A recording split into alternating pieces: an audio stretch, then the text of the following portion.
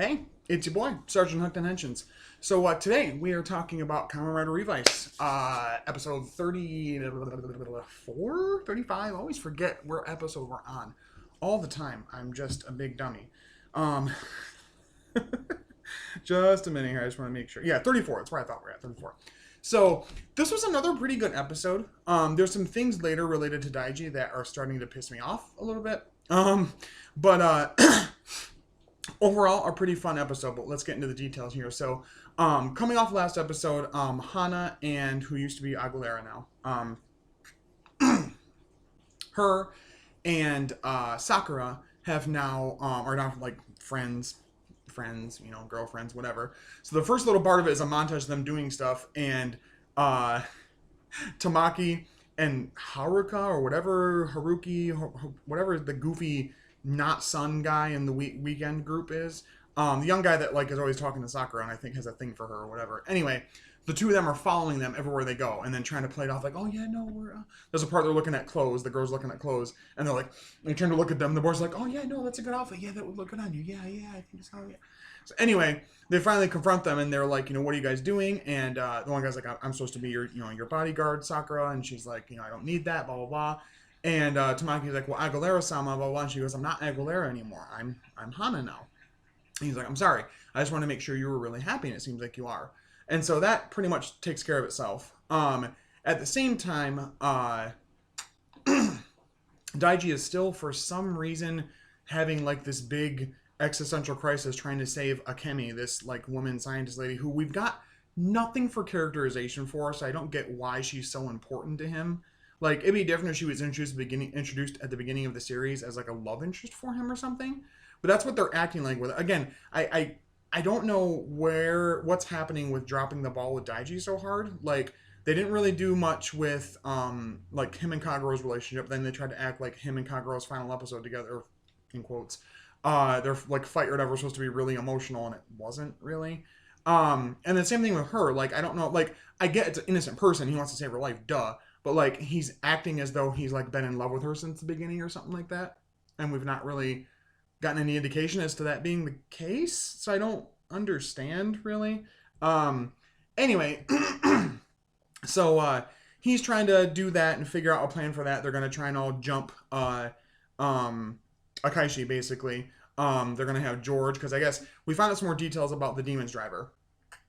And that it was originally intended with Veil in it to like eat away your soul to transform, blah blah, and which begs the question if it did that to Junpei / Genta. But anyway, he's sent to refine it to not need that. So now we have confirmation that when he used it, it didn't need like to have a demon in it to feed off them. So now he is apparently trying to like mass produce it or something like that. That it feeds it like doesn't feed, but that it taps into lets the user tap into their own devilish power to transform, basically. So I guess we're gonna get another like mass-produced rider type thing, kind of like in Gaim and X8 and stuff like that. But anyway, it's all part of a plan. He's basically gonna trick Akaishi, have him like turn on. He's gonna transform, and he's gonna attack him along with the 3 Igarashi siblings. At the same time, right now, this actually was a pretty good Vice-focused episode where he's starting to get really terrified of Veil, which is interesting to see. Interesting to see Vice scared of something.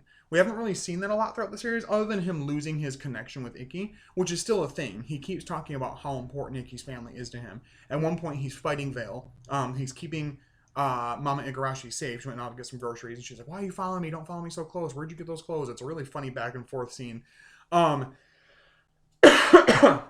So he's fighting Veil, and Veil keeps telling him he's a failure of a devil. Why are you protecting them? You should really be listening to your true devilish instincts. Which I wonder if some of that's going to feed into whatever this final form might be for him and Ikki. But they're still dealing with the whole thing where like every time they transform, technically that's starting to take away more and more of Ikki's like place in the memories of those that he loves or whatever, but he still wants to fight, clearly. I'm guessing there's going to be some way, somehow, they're going to fix that. I don't know if it's going to be, some other, diametrically opposed to gift type good demon that they'll find that'll help heal that whole thing, or if they'll overcome it themselves, or if maybe George will help. I don't know. But he's terrified of Veil, and it's kind of interesting to see, again, Vice scared of something. Scared of Veil, scared of losing Ikki and their connection, scared of, you know, what Veil might do to their family just to get to Genta / Junpei. Um, so it's really interesting to see that, and it's cool with Veil's design. Like I said last time, that it's probably what Vice looks like without the face mask on. And it's clear that he does that. Yes, it's like supposed to be a reference to like current times with COVID and everything like that. But I'm guessing he does that to be like more presentable, I guess, which is kind of interesting. You know, just a fun little like subtle character thing he does. But anyway, so he's confronted by Veil at one point and, you know, gets his shit rocked and whatever. And Icky eventually comes in and helps him, and they kind of both get their shit rocked, and then he leaves. Um, and Daiji tells them of their plan, that they have to save Akemi, that, you know, she's being held hostage, and he tells them the whole plan so they get it all put together. And they do that. They try it. It doesn't work. He knows that Daiji's there. He doesn't know the Grash siblings are, but he knows that Daiji's there. And then he sees that Icky and Sakura are there, and George and everybody. And Daiji tells him, like, we're going to stop you and blah, blah, blah. And he finally reveals who he is, that he, eons, like thousands of years ago, was one of the first people to find Gif. Gif chose him as a retainer, basically. And he's been overseeing humanity, and he had a decision to make that would, you know, should humanity just submit to being destroyed by Gif because he's too powerful, or should they fight back? And he's decided the latter, of course, that they should be wiped out, basically. Again, I'm really not the biggest fan of Akaishi. I think he has an interesting backstory, but I really wish they would have introduced him sooner, hinted at him sooner, just gotten us more used to the idea of him as a character sooner, because right now I do not care. And the only reason he's powerful is because Gif is powerful. If Gif wasn't a part of things, he wouldn't have powers. So it's really annoying this episode. He does this part where they're all transformed, or they're almost transformed, and Daiji is in like Holy Live, which is his power-up form, which clearly means nothing because Daiji just keeps getting shit on this whole season. Rushes at Akaishi, and Akaishi blasts him back with this like fucking ki blast demonic wave thing, and it like slashes his neck, and he's bleeding or whatever. And it's like, okay, what is the point of these power-ups, man? Like, I love Revice. I really do. It's still gonna like probably hold a place in my top 5. But I really don't like Akaishi. Like, I really don't like Akaishi at all. I'm hoping they do something with him, or just get rid of him soon, so we can just have it be them against Gif and Veil, you know? Veil is also starting to rub me the wrong way, because I understand what they're going for, that it's like he's supposed to represent like the more like base instincts, and be vicious, be, bestial and blah blah blah. But like that's what all of the normal demons that they fought so far have been about, so I don't understand how he's any different. You know what I mean? Not that I want them to reform him or anything goofy like that. Please God, no, don't do that. But I just want them to do a little bit something more with him.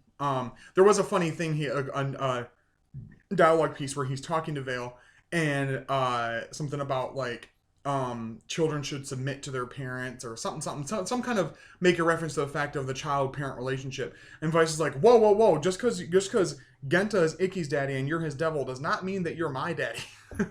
I thought that was pretty cool. But anyway, so Daiji gets fucked over like he always does, and I hate it. I don't want him to, but he does. And Icky and Sakura transform. They do their thing. And they're fighting a bunch of Giftarians that Gif keeps sending through the portal. They actually see Gif for the first time, too. George is knocked unconscious, pretty sure. So they do that, and they're fighting for a while. And eventually, I was like, please, just Sakura, use your fucking scythe. And she does. I get it. I know they have to, like, showcase the toys every episode and blah, blah, blah. But, I mean, for one, the Libera Driver is a premium Bandai toy. And for two, stop. Just let them use the powerful stuff. So they're fighting. They're kind of getting their asses beat, whatever. And Daiji is talking to Akemi and, trying to convince her to come back to their side and blah, blah, blah. And she's like, no, I finally decided. And Akaishi's like, show him your choice. And she's like, I basically, she agrees with him. But I think what it is that she's so terrified by what she's learned that she thinks she has no other choice but to submit and be a part of it for some reason, I guess. Anyway, so Gif, puts down a weird, goofy, CGI tentacle thing, zaps her with demon, evil juju energy, and she becomes a Giftarian thing and, like, kicks Daiji and is about to attack him. Clearly he's not going to die yet. But yeah, so that's where we leave it on kind of a cliffhanger. Everybody kind of in danger right now for next week, which is supposed to be the debut of Over Demons. Now, There's a part in this where Haruki or whatever his name is, the weekend young kid that has a thing for Sakura, mentions to his like weekend dad and George's dad, Daddy Karazaki, that he wants to help fight. That he wants to. He's like, make me a driver. I want to help protect Sakura and blah blah blah. And it's like, why do you think you need to protect her? Have you seen how much of a fucking badass Sakura's been through this whole series? Like, why do you? She doesn't need your help, bro. And even his dad kind of agrees, like pseudo dad agrees, is like he's like, why would we give you a driver? You would not be strong enough to do that. Like, what are you talking about? So I'm really worried that one of a few things is going to happen. I don't know who Overdemon is supposed to be. I hope it's Hiromi. If not Hiromi, let it be George. Or somebody had a really good day online. Do like Birth and Proto Birth, where it was Goto and Date-san. Do the same thing in this. Have George be demons and let Hiromi be over demons. That would be really cool. And thematic, like he's over demons. Like he's over being that form. He's ascended, kind of, But I also worry about the whole mass-produced thing that George talked about and if he's actually mass-produced the driver or not. Because that makes me think that somehow, whatever this guy's goofy Haruki, whatever this doofy ass guy from Weekends his name is, he's gonna steal a driver and he's gonna transform and he's gonna be like a mass-produced demons rider, or God forbid he fucking takes the driver and the fucking thing to make over demons and he's over demons. Please don't. We have not gotten any characterization for him or really his dad or the other mom character who's hardly ever in it either. So please stop. Please stop. Please stop. Like, they had an interesting thing of like this like subterfuge, espionage, recon thing where they weren't really who they said they were and everything. But like, I don't really care about him and he's really annoying and he keeps going on and on about protecting Sakura, clearly not seeing how much of a badass she is that able to handle herself on her own. So please stop. So I'm hoping it's not him, that it's going to be Hiromi as over demons. That'll be really cool to have like out of nowhere him come back in and just kick the shit out of the bad guys right now. Maybe even be the one to kill Akaishi. That'd be really cool. I would like that. But anyway, so yeah, overall with the episode, I probably would give it a strong, probably an 8.5 out of 10. It wasn't the weakest episode, but I'm really not happy with what they're trying to do with Daiji. It kind of feels like if they're not bringing Hiromi back, they just transplanted his character and like way he does things to Daiji, and they make mention of that in this episode and last episode. A bunch of people keep questioning Daiji, why Daiji is like acting just like Hiromi and ready to like throw his life away and blah blah blah. And like, I guess you could say to an extent he was like kind of inspired by Hiromi, and like Hiromi was kind of a mentor character, but sorta. I mean, not really, but kinda, I guess.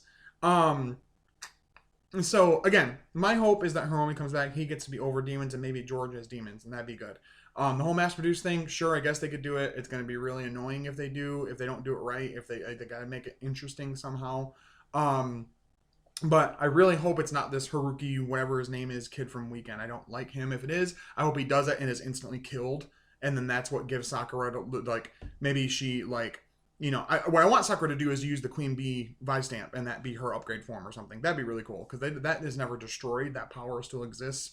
Anyway, 8.5 out of 10. Again, not a terrible episode, but not the best episode. Revice is still really good and I still really enjoy it, but this like little arc from like the mid 30s to now ish, like from like 32 to now or 33 to now, whatever, has not been its strongest. It's not the weakest, but it's not been the strongest or as strong as it has been when the Dead Mans were part of everything and stuff like that. So anyway, hope you guys enjoyed today's review. I really enjoyed talking about the show. Let me know in the comments, what did you guys think of episode 34 of Revice? Did you love it? Did you hate it? Were you in the middle? Do you hate Haruki the same way I do? Whatever his name, I'm calling him Haruki, but that's Haruka is the name of Oni's sister. Maybe I'm just getting twisted. I don't know. What do you guys think of the show right now? Where do you see it going? Forms and stuff like that. We do still have 4 stamp locations left, which one of them is going to be the Overdemon stamp, the Kabuto or whatever stamp it is for that. So I'm assuming if we're right about the final form thing having like a 2-sided thing, maybe it's 2 stamp sides for each for Vice and Ikki, and then one other one left. I don't know who that'd be for. Maybe for Sakura, please. But anyway, thank you so much for watching. Thank you so much for commenting, liking, subscribing, watching the videos, sharing, all that good stuff. I really appreciate it so much. It's really nice to have like a place to just brain dump all my thoughts about Toku stuff every week. But as always, until next time, stay hooked on henshins. Bye, bye, bye.